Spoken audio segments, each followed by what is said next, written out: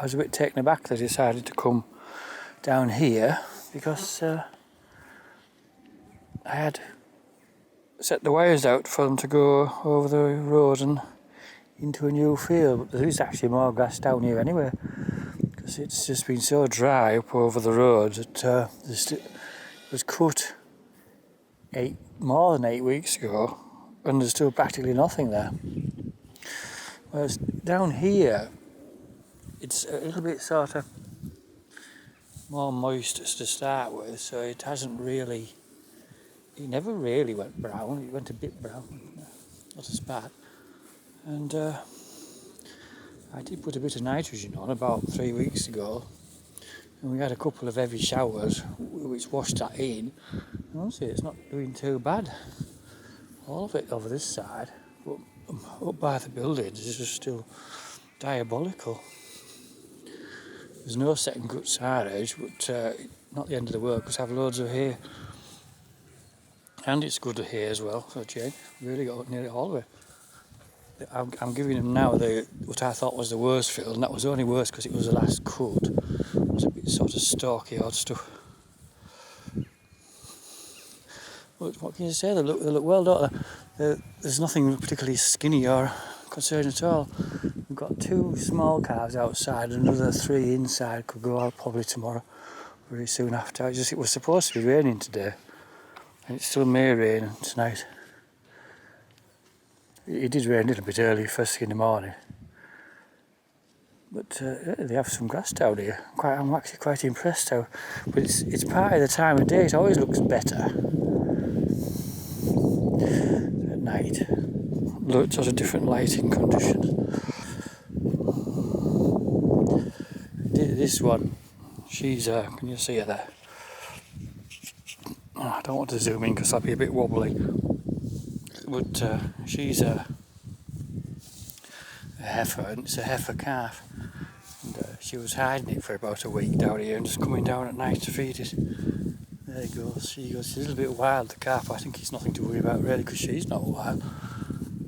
She's not one of the friendliest ones. It's a good strong calf. And then the other one here, I'm not sure I didn't show this in an earlier video actually, but this is the first of the autumn batch. Just started quite recently. On the corner there, she's looking like she thinks there's someone up there, like with the sheep. That's she had this. To be fair, she should have only had this about now. She had it like 2 weeks before time, and I thought, oh, she's going to have twins, because she has a history of having twins. That one. I think she's had 3 lots of twins, and so it wouldn't have been at all surprising if she'd had another pair. So it is still quite small. It's like, if it was born at that size, it would look fair normal, wouldn't it? But it's managing all right. It did seem a bit dopey and slow at first.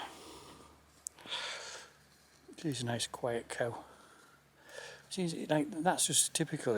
It follows her, but like quite a way behind. There's nothing really wrong with him though. He was up here prancing about with the other one a while ago. But in here the grass looks pretty good as well, doesn't it? Yeah, it's partly the lighting. You're looking at this then, what are we on about? The drought. But to give a little resume, shall we say, we've had 10 millimetres, or rather less than 8 point something this month. Last month we had 23, which was relatively high. Most of that was like in one heavy shower. And then the year is on 210 millimetres at the end of August, but it should be on at least 500, 550 probably will be about average. So a good 300 millimetres below the normal for the time of year, and yet, so looking at this grass, you think, well, what's wrong? Just enough to keep it going all the time. Because the last few days we keep having little showers with barely even 1 millimetre, and they have been concentrating more on the hayfield, so this has just recovered a bit. Actually, I'm quite impressed with this. I hadn't properly been in this one, because when I put the nitrogen on very end of July, they were brown as hell out here, not truly scorched up, but they were just wilted. But if we just had like another 10-15 millimetres now, when it's not sort of so hot, it's just warm, I think it would still probably grow a bit of silage. My clamp cutting fields up there, there's two really, one especially I would like to have cut.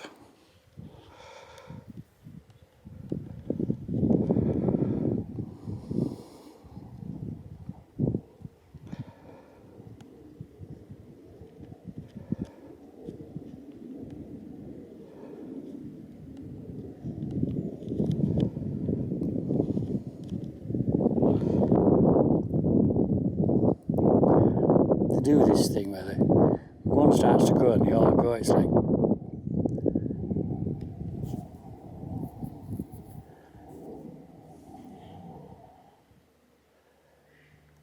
but they'll be back up home before dark, because I put in 2 bales of quite nice hay out. The worrying thing about that is that when I go up there and they're drinking the water all night, it has never actually had a problem as yet, but it's only a matter of time. Because that's actually, I'm more worried about that in a way than the grass situation, because we have plenty of hay. But I'm more worried that if we don't get a decent soak, then bloody water supply will start fading. I mean, it won't be the end of the world. They can come down here to drink, at least until it gets, well, they can keep coming down to drink till it gets too wet, and there'll be water again, won't there? But that is another issue to be somewhat concerned about.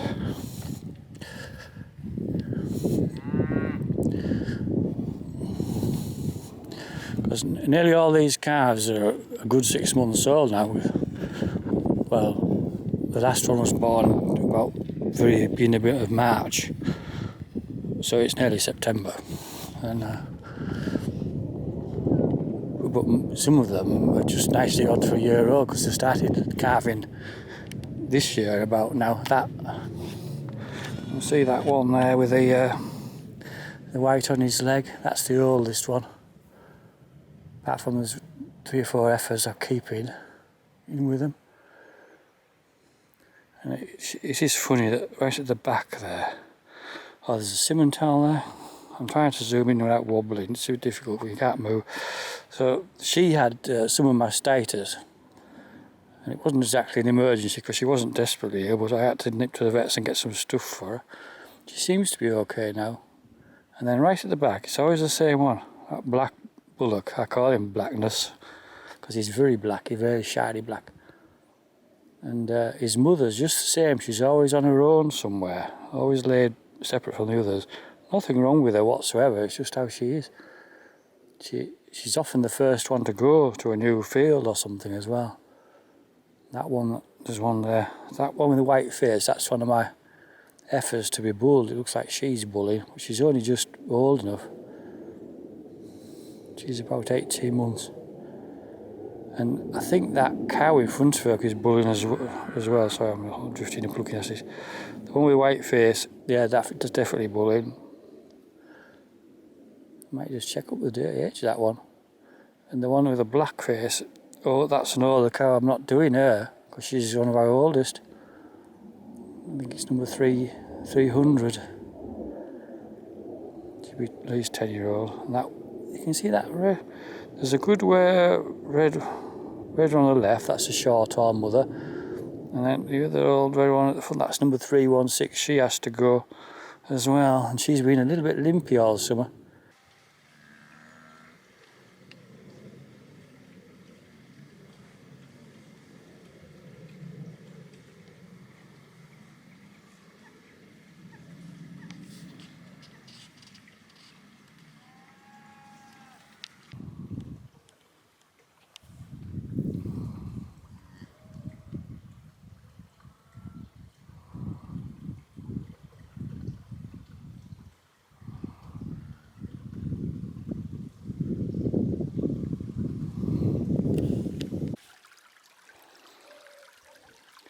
The river is pretty low. I'm not sure it wasn't lower in the hot, dry, sunny spot. It's rather strange. It seems to, it sort of recovers almost like between each hot, dry spell without really being any rain to speak of. But there really isn't much in it. I mean, you could walk through there easily with boots on and not think anything of it. This river is normally like, it's sort of average situation. You'd need wellies on and then you'd have to be careful because it's quite deep. But it's not more than about 3 or 4 inches, most of it. But there's still a generous amount of water coming down for cows to drink. So there's no problem for drinking. I mean, this is kind of meaningless if you don't know the river, but there's a point there where it's going through a relatively narrow slot, shall we say, by that tree. It's barely 3 feet wide. You could just easily stood astride it. I'm not going to do it because it might be hilarious if the twig broke on the other side. But it's a funny little spot this. Cows go through here and just under that tree it's about 6 foot deep. We used to sometimes swim into as kids. You know where it's in there, look. This tree is kind of leaning over. It's a relatively new thing. It's just started doing that last winter. Eventually it'll either die or fall over completely. But in there, by that tree, really, really deep.